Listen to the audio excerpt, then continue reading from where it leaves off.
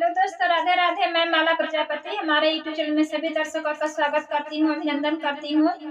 आज मैं एक बहुत ही प्यारा कारवां गीत लेकर आई हूँ। अगर आप सभी को अच्छा लगे तो प्लीज लाइक करना, कमेंट करना और मेरे चैनल को सब्सक्राइब करना।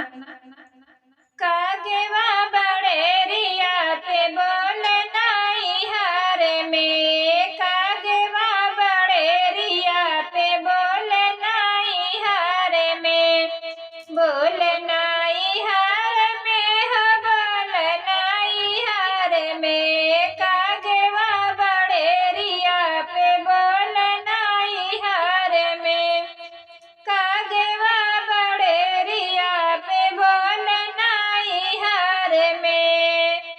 तू है काम देव काग दूधवाया भातेवा, तू है काम देव काग दूधवाया भातेवा, लाइया तबिया का संदेश नाई हर में, लाइया तबिया का संदेश नाई हर में।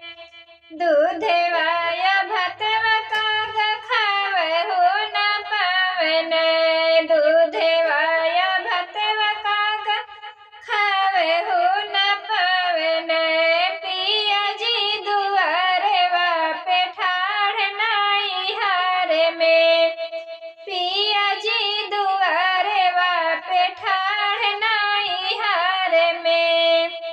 माचिया ही बैठी है मामी बढ़ाए तेन, माचिया ही बैठी है मामी बढ़ाए तेन, काऊ बनायो जेवे नार नाई हर में, काऊ बनायो जेवे नार नाई हर में। कोने वाडे हरिया में तीर छिक चौरा, कोने वाडे हरिया में सड़ली गुजरिया, पीछवा चकावड़े के साग नाई हर में, पीछवा चकावड़े के साग नाई हर में।